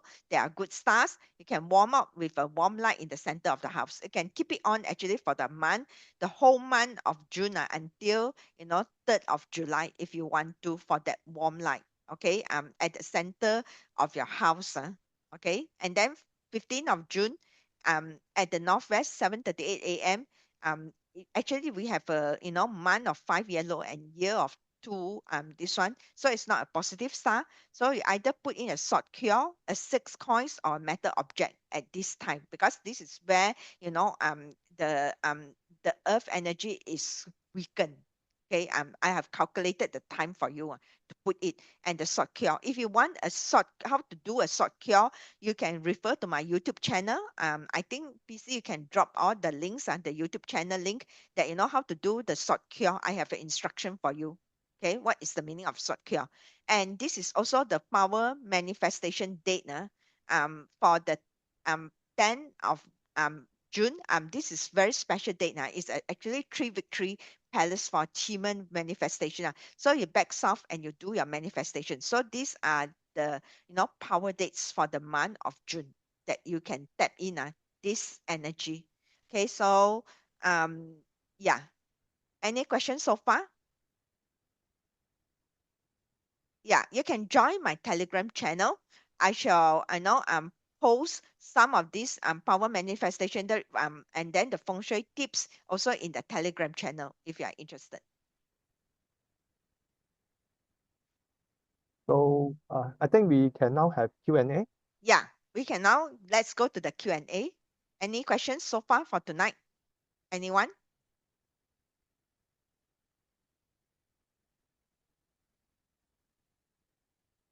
Stop sharing. Okay.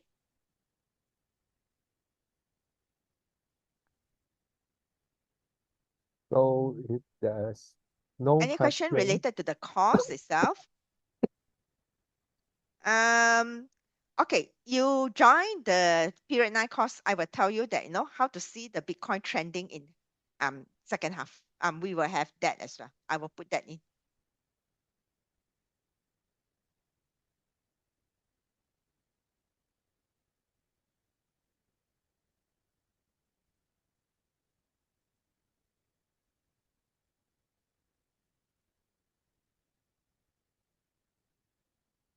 Because earlier this year we already also talked about that I asked most of the member to exit Bitcoin since last year, because I see that it's dropping this year. So we shall see what will happen this year. Okay, we can read the charts for Bitcoins. I think the trend is quite accurate. Okay, next question is for you, maybe PC. Yeah. The dollar is bullish right now against other currencies. But if we want to look at the dollar against gold, if we look back into the dollar purchasing power, it has actually gone down by almost 99% against gold since I think since 1920s or 1930s. So that means that over the long term, the dollar will keep diminishing in value because of unsustainable debt. So right now, whatever that is happening in gold and silver is because, as I mentioned just now, everyone is panicking on how to secure their oil imports. Okay, and that means selling profitable investment. Or for example, in terms of silver, the silver price is down because of not because of supply drop. I mean, not because of demand drop. In fact, China is building up its wind power application of new energy vehicles and solar power at a feverish pace. So that means demand of silver is there. But normally, when silver is strengthening, there's also a group of sellers called bullion banks that take advantage of the strength in the dollar to suppress the price of gold. So price of gold and silver is often manipulated by the bullion banks. And because they have a net short position, for example, bullion banks are sitting in a net short position of gold with loss amounting to current price here of about close to about $78 billion. In terms of silver, they are in net short position with net loss in their paper position by around almost $8 billion. So that is why it is in their interest to short both gold and silver to cause a cascading waterfall event for them to cover back their losses at a much lower price. So that is why gold and silver behave in that manner, because it is being suppressed to keep alive the dollar. Okay. But we all know that the dollar, like any other currency, that is a reserve currency or hegemon currency.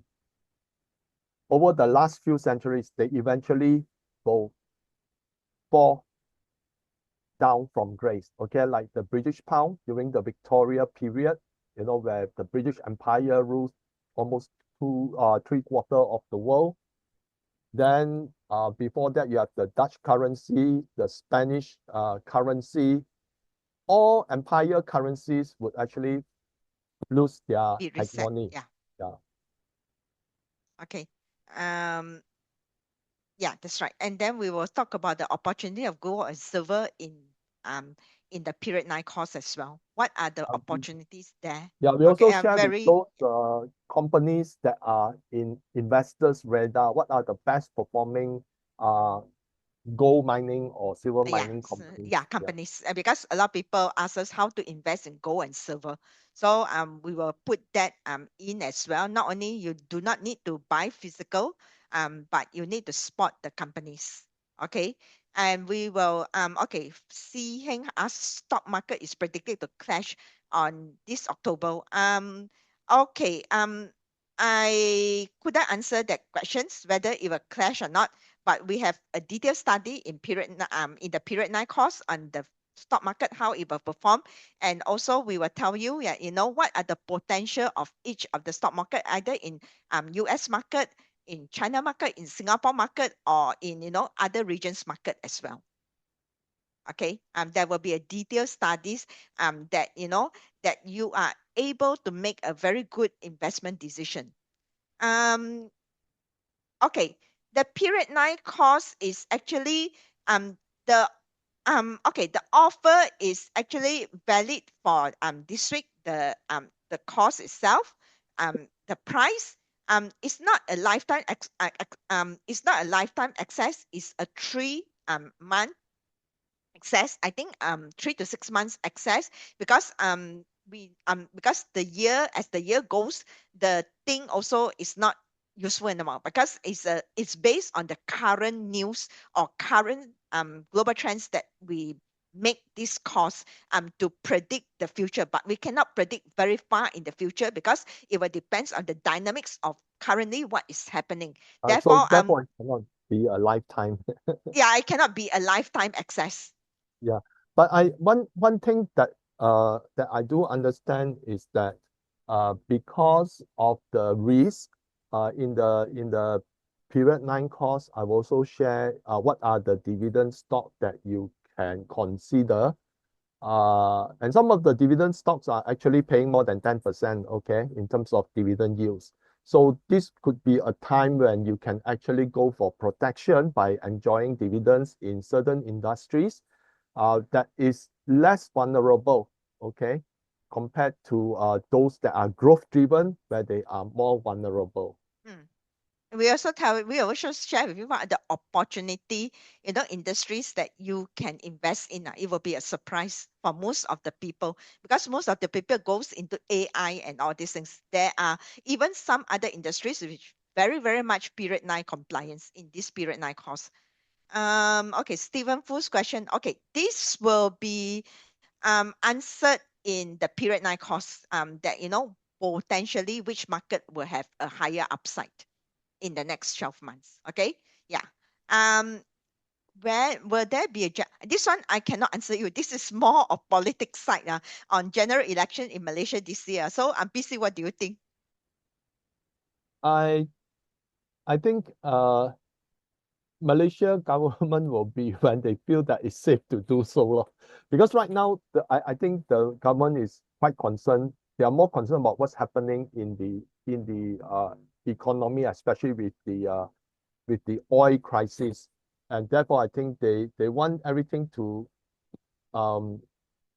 be to lessen the impact on the common people before they decide an election. So that is why I think it will be a very tough call, but priority will be stabilizing first. Okay. Yes, the course will be in English. Yeah, we are both English speaker. PC and I. Okay. So any other questions?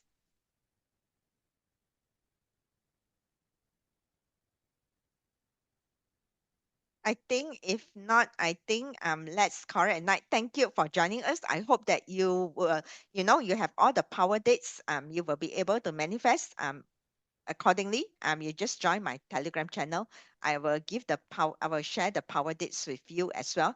And remember, if you join my Telegram channel, I will tell you. I will also put in the Telegram channel that the direction and the timing to manifest on the July 16th power dates on Heavenly Power Day, because that day is very powerful for you to make wishes. Okay. Yeah, I think that's it from us. Good night, everyone. Have a good second half of the year. I think that wisdom, and also stay where you are. Take care of your health is very important. Okay, thank you very much. Thank you for joining us tonight. Okay. So thank you all who have logged in, and thanks Evelyn for hosting. Yeah. Good night. Yeah. Thanks, BC. Okay. Bye bye.